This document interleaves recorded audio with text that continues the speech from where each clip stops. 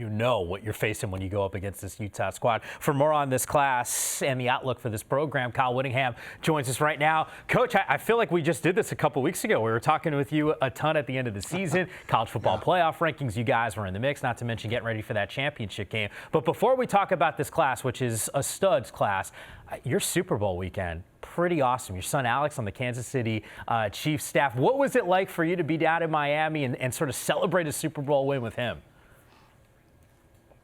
It was awesome, and for my son Alex and my good friend Andy Reid, who we've been friends for a lot of years and teammates way back in the day. It was just memories for a lifetime, and we're able to bring all the the entire family went down and took part, and just to see the Chiefs, just the gritty performance to come back again. I mean, that's 3 postseason games in a row, double-digit deficits they've overcome, and just a great experience, and so happy for Andy and my son Alex. What did you tell your son when you saw him after the game, after the win? Said, soak this in, and you better enjoy this because this is not an every year thing, and it's only a second year in the profession, and to have that experience and be able to reach that pinnacle is very special. Coach, I hope you're soaking in the success that you're having in Salt Lake City. And I know the goal is to win a Pac-12 championship, and you guys have been knocking on the door. But take me through this class and why you feel like you guys could get back to that title game. Well, we feel like we have as good a freshman class as we've ever had, maybe the best. And we're starting to stockpile that young talent. We've got 36 scholarship freshmen on the roster. They'll be freshmen this fall, and I've been here 25 years. We've never had anywhere near that number. And you add another 16 or 17 sophomore scholarships, 52, 53 of our 82, I believe we got overall is freshmen or sophomores. So a lot of young talent in the program. With the players that we lost, a lot of great opportunity for these young players to step up and show what they can do. So speaking of, we didn't get to talk to you about some of the guys that signed after our show in December, Clark Phillips being one of them, Coach. How did you get this young man to ultimately sign with your institution? Well, first of all, Clark's a tremendous kid. He's the whole package. He's high character, extremely talented, great student. And Sharif Shaw, our corners coach, first of all, Freddie Whittingham identified him early on, offered him his sophomore year. Sharif Shaw took over, was recruiting Clark all throughout the recruiting cycle. He'd committed to Ohio State, and Sharif stayed right with him, didn't give up on it. And as things worked out, Clark had a change of heart late in the game, and Sharif was right there to continue to recruit him and get him up on a visit here at Utah. Loved it, had a great official visit, parents loved it, and he's here now. He's in school right now and doing a great job. Wow, well, another difference maker you guys signed earlier today in Fabian Marks, another guy in the back end. We know all the talented players are going to lose. How will he impact this team early on?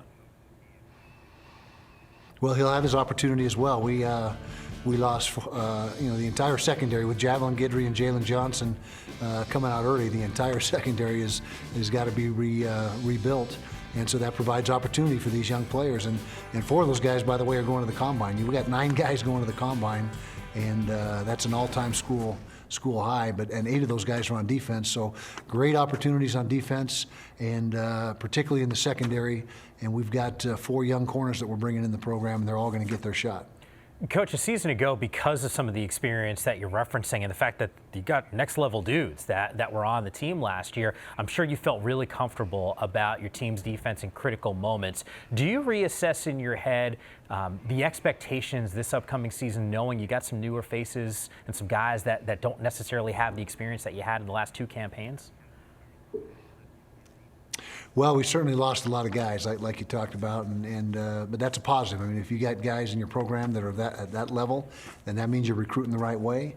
And so, we've got some big shoes to fill this year, but we're never going to play the young card or make excuses. I mean, we're coming to compete every single year, and with this group that we've got coming up, like I said, has got a bunch of talent. We've got some really good young defensive linemen in this group.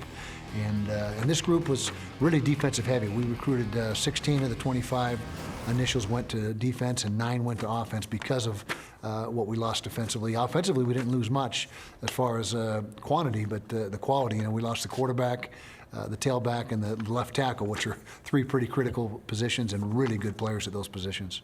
So speaking of quarterback, Jake Bentley, you get a transfer from South Carolina. What's he been like as a part of your program?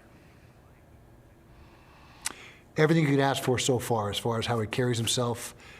He's been organizing things with the players and taking charge, and just what you'd expect from a 5th-year senior who has been a starter in the SEC, and he handles himself like a professional quarterback.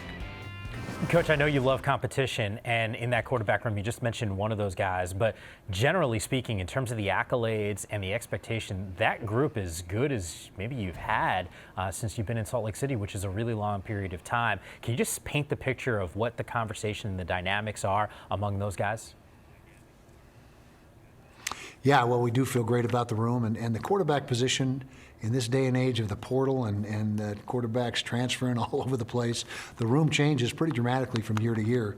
And we feel really good about the room we got coming into this fall with Jake, and then Cam Rising, our transfer from Texas, who had to sit out last year, who will be eligible this year. Drew Lisk, who returns. He's a 5th-year senior and has been with us for a lot of years. And then Cooper Justice, a young kid that we picked up out of Oregon, who is really a Justin Herbert clone as far as how he looks. I'm not trying to make the comparison with how he plays yet, but 6'6" plus and about 235, 240 pounds, and just a ton of upside in our opinion. Yeah, he reminded me of Matt Leinart when I was watching him on tape. Maybe it's just because of the way that he throws. There you go, yeah. Which would be pretty good. Yeah, either one. Coach, I want to talk, I've really enjoyed talking about the progression of your program over the course of the time in the Pac-12 Conference. I feel like the progression is the same in the state of Utah. I mean, you guys really put your arms around this state this year. Do you feel that now, like, hey, nobody's really going to get out of the walls within our state? Well, we're trying to keep all the talent home, or as much of it as we can. I don't know if it's realistic to say you're never going to lose a guy and you're going to keep everybody here. And Oregon came in and got a really good one here in state. But we were able to hold on to 5 of what we deemed the top 6 players in the state, 5 out of the top 6. You combine that with 5 LDS return missionaries from in-state, and 10 of our 25 initial scholarships have gone to in-state players. And that's always our starting point in recruiting is the state of Utah. We want to make sure we do a great job in this state, be thorough, and evaluate the right way. Coach, a season ago, it was an absolute pleasure to watch your football team on the field. We love talking about them, and hopefully this upcoming season we get to track another great run. We hope so. We'll see. Like I said, we got some guys that they're going to have their chance and have their opportunity, and we'll see how they respond. Looking forward to it, Coach. Something tells me that they'll always be a tough squad. Thanks again. Okay, appreciate you having me on.